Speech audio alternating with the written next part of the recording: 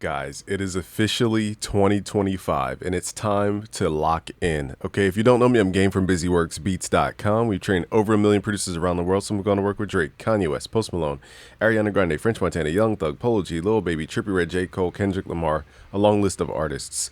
And I just wrote a book called Game Time, where I talk about locking in. It's a completely free book if you go to BusyWorksBeats.com/book. It's completely free. All you got to do is sign up with your email, make sure you're a real human, go to your email, confirm you're human, and then go to your downloads in the Google Drive. So it's a free book. It's a PDF. And I wrote it, with the mentality of what you guys should be focused on in 2025. And I don't just want to put this on you. I want to make this about myself as well. What have I changed? What will I change for 2025? Recently, I put up a video, and this is my new podcast, by the way, BusyWorks Beats Podcast. But recently I put up a video, why producers hate BusyWorks Beats. We got a lot of comments, a lot of feedback, a lot of counterpoints made on other channels. And one thing I'm realizing is that as an entrepreneur in the music space, you have to constantly evolve. Like you have to, and when I say evolve, I mean adapt. I mean, you need to change to the current market conditions. Doesn't mean you need to transform and, basically give in to the market. It just means you need to be aware of where the market deems valuable, if that was even proper English. Okay, so what I'm changing for 2025 is firstly my diet. You guys can probably hear it in my voice. I don't sound as nasally. I don't sound congested. I don't sound exhausted. I don't sound tired, which is exhausted. I just don't sound like I'm over it. It's not because I was over it mentally. It's because my body was doing a whole different thing than what my mind was doing. So in 2025, I want to make sure the mind is matching the body. Like my mind is like a military sergeant. Like I'm reminding myself like, oh, you think you can eat that cookie? Think again. Like this is not the time to be eating a cookie. And I'm really militant about my control over my body. And the way I think about it is like this. Some people deem the spirit the invisible player of the game. Like for example, if I say, hey guys, we're playing chess, because the cover of Game Time is a chess piece. And the whole mentality of it is to show you guys, like, do you consider yourself the chess piece on the board, or are you the player of the chess game? Meaning, are you controlled by the player of the game, the real player of the game, or are you the player of the game? Okay, so I want to encourage you guys to lock in for 2025, because the mind, in my opinion, is the player of the game. It's above the body. The mind commands the brain, and the brain, delegates to the body. And that's how I think about, diet and all this type of stuff. I don't mean suffer. I just mean once we remove the things that are actually pulling us down, we're replacing the control over the brain. Okay. So most people think of diet this way. I, the mind, want to make my brain tell my body to suffer. That's what most people think when they say diet. The way I'm thinking of diet is not that way. I'm saying I want to be the mind over my brain. Move whatever demon or whatever spirit or whatever influence I let over my brain. Move that out the way. It's time to remove them from office. Put yourself in the office. You're the president of your own body. Okay. Be the mind of your body. The mind controls the body. So I'm saying I'm taking that control back from whatever it was. It could have been stress. It could have been fear. It could have been whatever the thing was that was overriding my full control, 100% control over the body. That's something I want to take back. And that's what I mean by diet. It's not about, suffering and not eating this and that. It's more so about being able to have will over your body. Okay. So that's what I mean by diet. Another thing I want to do in 2025 is collab a lot more. When we were gearing up to have our son, even though I didn't have him physically, okay, when we were gearing up to prepare for our son's arrival in the world, it was just like your brain just goes into 1,000 different directions. It's very difficult as a, father that's about to be, to focus on stuff. It's just hard to it's just difficult. Like, for example, my phone went from one unanswered text to now I have over 150 probably unanswered text. It's not because I'm trying to be a mean person. It's simply because it's like your brain shuts off everything except for the one thing. I can't really articulate it for people who aren't fathers or coming to be fathers. But something happened. My son was arriving in the world where it just changed the way I communicated. I stopped, turning on text notifications. All my social media notifications are off except for YouTube. Okay, so I don't see people's messages. I don't see them call. I don't see anything. So remove me from all the distraction. There's a good to that and there's a bad to that. The bad to that is that I miss some opportunities that pop up over time simply by being in people's awareness. Now, will that make or break the business? No. But if you want to grow the business, you got to be social and be around people who are building businesses as well. So that's the part where I kind of shut that off for a good 2 years. So in 2025, I'm going to bring that back. I hope to get a computer that live streams. Okay, that's it has all the specs and everything. And I want to just do what we used to do. Go live stream with folks, have conversations, add value to the producer community, the artist community. I want to do collab content with people who are, I consider, peers in this space. I want to do interviews. Again, somebody posed an interview on Twitter, and I wasn't trying to be rude to the dude. He was in school, I think. But I said, hey, man, your channel doesn't even have one video of you up on your channel. Please put up a video of you talking to your camera or something to let us know that you're serious. The dude's like, hey, I want to interview you. Okay, but where is your interviews? You want to go straight to the. So my thing is, from my point of view, it's not that I'm better than, and it's not about his subscribers or followers. It's more so I got to know he's not a troll, for one. I got to know he's not trying to waste time. And I got to know that he also considers his art, an art, and not just like using my name to get followers or whatever. Like, I want people who are truly trying to grow. And so that's why I said to the kid on Twitter, I said, hey, you need to put up videos on your channel so that I can understand who you are before you even ask me to come on your channel. I have no idea who you are, like from a profile picture. Okay, so that's definitely going to be a thing I do in 2025 is collaborate more, whether that's on product, whether that's on content, whether that's on live streams. I'm open for it all. Okay, now the only thing I'm probably not open to is physical events. Okay, my son isn't old enough to bring him with me yet to where he'd be comfortable. So for that, I'm not going to do live events for probably 2 more years. I don't even know how old is my son. Probably 2 more years, but I won't do live stuff for like 2 more years. That's not happening. Okay, the next thing is for 2025, I'm going to change the premium pricing.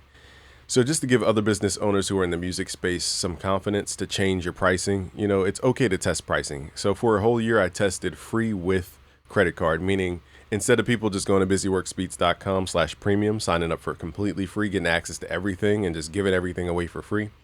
I was like, okay, let's not do that. Let's do free with credit card, meaning only the people who are committed enough to put their credit card number in, they get a 14-day free trial. And then, that bills them if they like the content. So my mindset for the whole year was let people try it out, see what the value is on the back end. And if they really consider it valuable, then they'll, charge the card or whatever and continue their education. Now, my new approach is I don't want any free members right now. We already have 270 something thousand. I forget the exact number, maybe 280,000 at this point.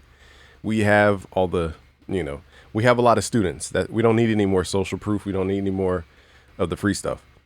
Now for 2025, we're going to do a $4 for your first month, no matter which plan you pick. I think it's all on the monthly stuff. So any monthly subscription we have at busyworksbeats.com/premium, instead of free for 14 days, we're going to just do $4 for the first month.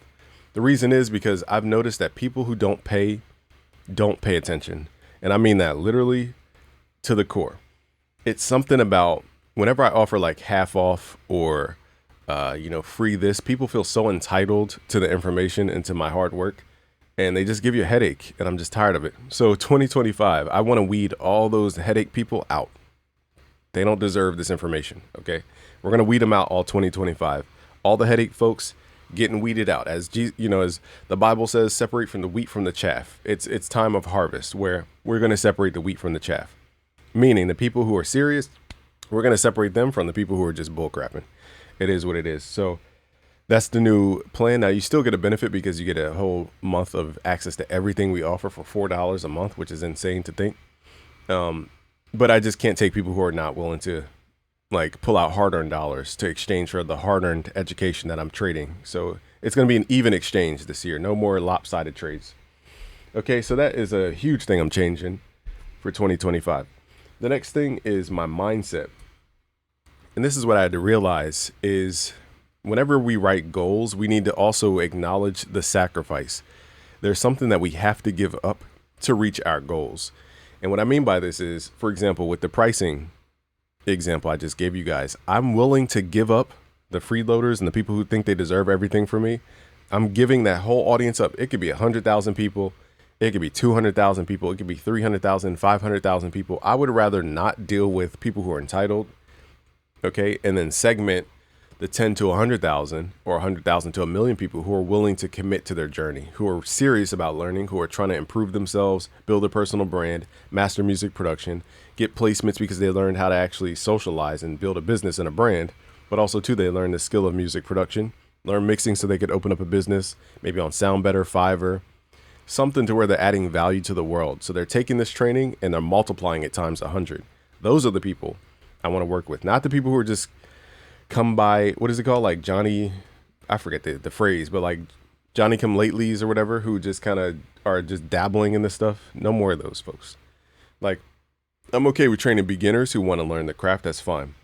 I'm talking about the people who hop in music production just because they saw, XYZ producer get famous in like 2 days, and now they're trying to sprint to Spotify to get their streams up so that they can make their money back. It's just like they're not even in it for the love of music. Separate those folks, okay? 2025, they gotta be on that side of the fence. We're not really gonna be wasting energy on those folks. And that's, a lot of people, I'm trying to simplify this, but a lot of people want validation through numbers, through like a huge, huge, huge audience. And there becomes a time where, you can build an audience like we did of 1.3 million on YouTube. We have 174,000 followers on Instagram. We have the fastest growing Discord at 100 and probably 10,000 members right now. We have, an email list in the hundreds of thousands. We have, what else? Members on our site. There's like almost 300,000 people on our site. What else have we grown? Our Facebook is even like 200,000. What else have we grown? Those are all the platforms I can think of. Oh, TikTok. We have over like 1 million likes on TikTok and 80 something thousand followers.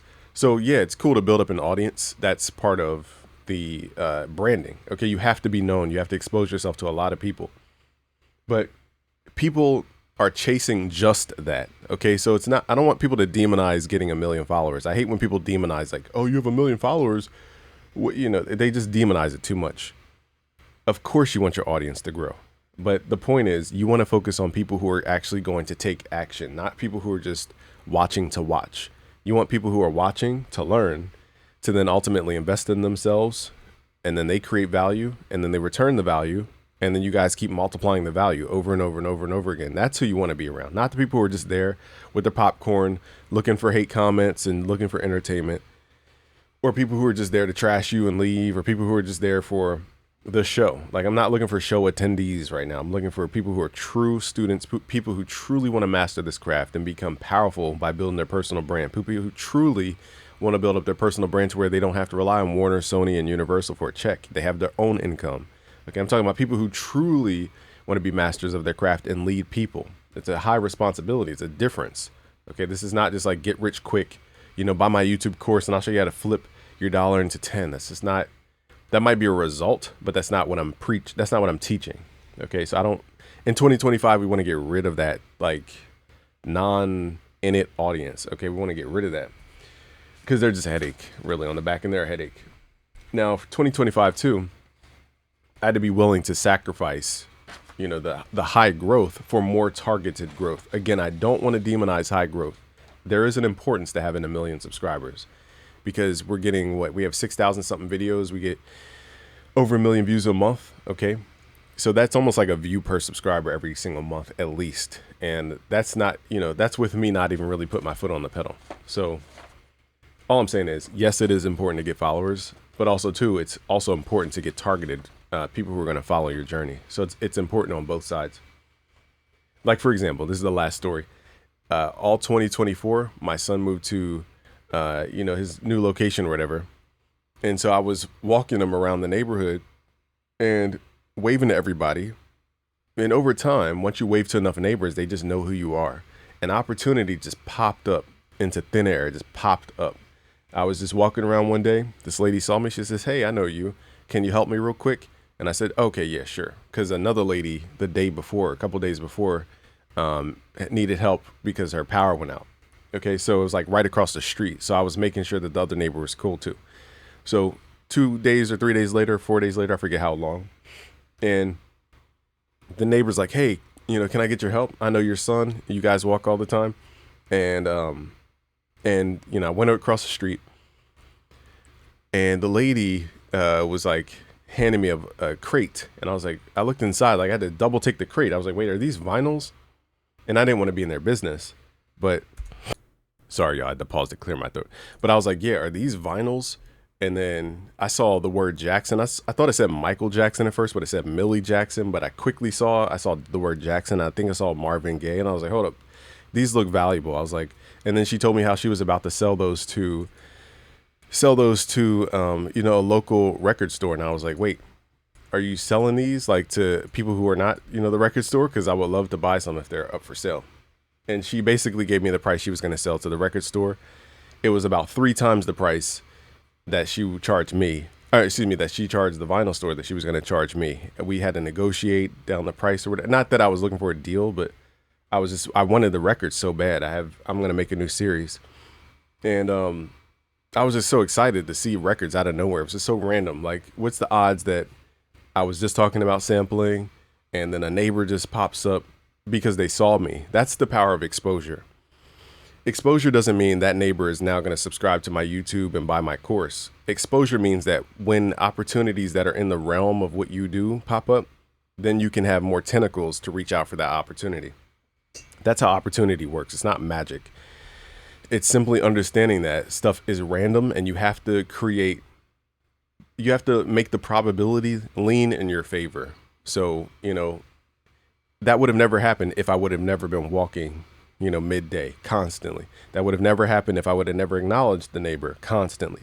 That would have never happened if I didn't offer to help the neighbor because I saw them constantly. Okay, so from that, I increased the probability of something like that happening. Did I will that to happen? I don't think I even thought about that happening. It just happened and it was an opportunity.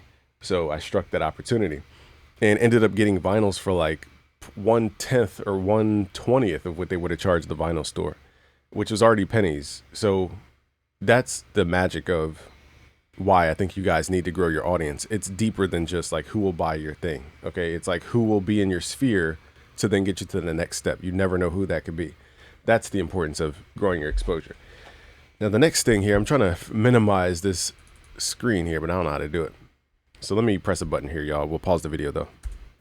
All right, y'all, my bad. One of my key commands to pause the video is the key command that makes everything full screen. And in order to unfull screen it, I have to press the key command to pause the video. So it's a convoluted system I set up on this thing called OBS. But another thing in 2025 is I want to understand workarounds because, you know, when you really look at the macroeconomics and all these companies like Apple and all these big brands, they never want to rely on one source of anything. Like if they're sourcing, you know, semiconductor chips or whatever the chips are, let's just say some kind of chips for AI, they don't only want to rely on NVIDIA. They want to have options of NVIDIA. They want to have options of AMD. They want to have options of their own manufacturer for chips because they want to make it so that they're not overly paying for a specific component in the business. And so the same mindset I have to use for 2025. So there's a lot of, for example, email service providers. A lot of people talk about MailChimp. That's pretty expensive. Not pretty expensive, very expensive. A lot of people talk about HubSpot. That's probably the most expensive email service provider I've ever used in my entire life. It's so many costs to do anything. Like you grow your list 100 people, they're like, great, you've upgraded your costs for the month. You're going to pay $20 more a month because 100 people know you now. It doesn't make any sense. And so I was tired of being, you know, robbed by these service companies that are just getting lazy. They don't innovate. They don't add AI to most of the stuff. I mean, it just doesn't make me want to pay thousands of dollars more a month to run an email list, which is insane already. So MailChimp got rid of it years ago. It was way too expensive. Hopped over to Klaviyo. Their terms and service were like weird. So I just was like, F them. Moved over to ActiveCampaign, which was it was on the cheaper side, but still very, very, very expensive. And now I'm on a new one, which is like, it blows all those away. It's like, why was I even wasting my energy with all that stuff? It's just, I don't use all the extra features and all the nuanced things. I just don't use it. So what's the point? So my point is, not only am I cutting costs, I'm creating workarounds because I'd never want to rely on one platform, one service, one SaaS, one API, one anything. Because the issue is, over time, you don't realize it, but you'll end up overpaying for that specific component in your business, and you won't even realize it. It will just keep going up and up and up and up and up and up and up and up, and it never ends. So you have to keep, with the workarounds, you have to keep multiple vendors per component of your business. So for the email service provider, for example, when I want to broadcast emails to you guys, I want to make sure there's multiple options in the case that I have to move my email list over to a different platform. Because if they're going to start, going crazy with the price, bye-bye, moving over to whatever. Okay. And the same thing with workarounds. I want to make sure in the case that any of these platforms flops or whatever happens, some kind of glitch. We already saw the United States Treasury being hacked. So, I mean, anything can be hacked at this point. So God forbid these things get hacked or come down or whatever happens. The world's crazy. I need to have a workaround in the case that thing goes down. Okay. And that's my strategy for 2025 is making sure I'm nimble and have the ability to move the energy in the case, worst case scenario that something happens to X, Y, or Z. Okay. God forbid. So my new thing is like learning how to pivot, not in a way of distracting the energy of the business, not in a way of changing my mind about the business, but in a way to adapt and move out of the way. Okay. So next thing here is the last part here that I want to implement in 2025 is the implementation of AI.